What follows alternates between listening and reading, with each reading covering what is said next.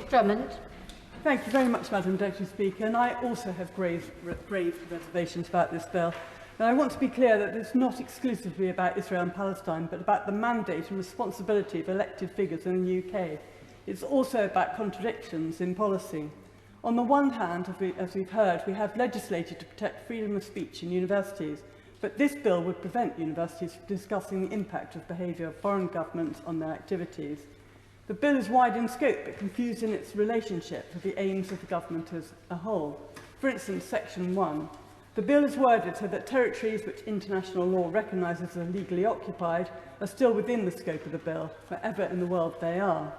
It seeks to prevent public bodies, such as local councils, from being influenced by political or moral disapproval of foreign states when taking certain economic decisions. In fact, they may well just be simply having regard to international law or previously expressed opinions of His Majesty's government. Section 4 then sets out how the person intends to act. This means that elected officials with serious responsibilities cannot even have a public discussion about the impact on them of the behaviour of overseas states. A prohibition on publishing means it's impossible to have a discussion at a hustings, in the media, or in response to questions from people asking about human rights. And as we've heard, it's also likely to end up in courts, either in the way that Prigozhin tried to muzzle journalists in the UK, or conversely by someone asserting that their Article 10 rights under the ECHR have been breached. This is a curve of freedom of speech and exercise of responsibility by elected bodies whose mandates we should respect. The wording of the bill implies that among office holders, only ministers can express an opinion on which countries should be exempted through Clause 3. That means that people in other tiers of government with responsibilities within the scope of Clause 2 cannot. No matter how bad the record of human rights or respect for international law, discussion or action is prevented. Which brings me on to Israel, the occupied territories and the occupied Golan Heights.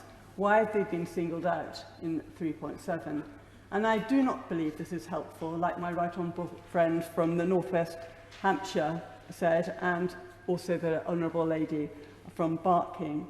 And those from Jonathan Friedland were writing in the Jewish Chronicle, who's concerned that it's going to make anti-Semitism worse.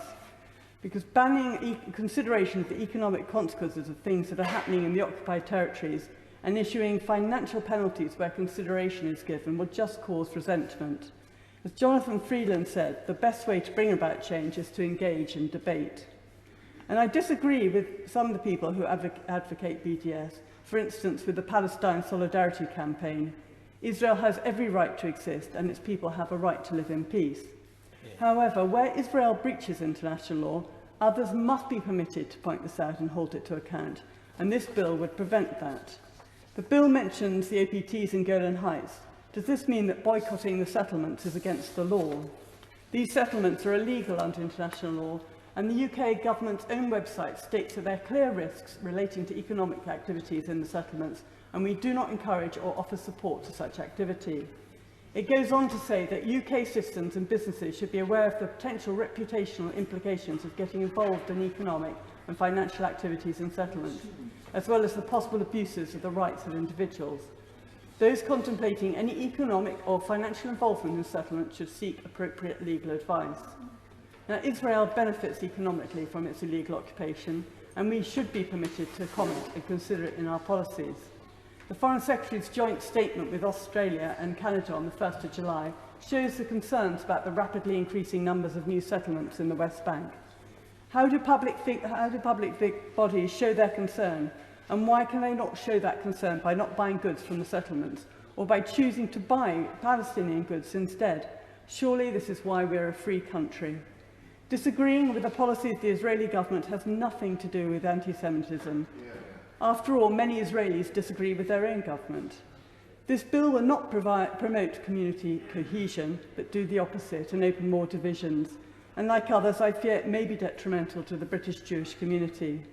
I hope that this bill will substantially change during committee stage and beyond, because I don't really understand why we need it. Thank you, Madam Deputy Speaker.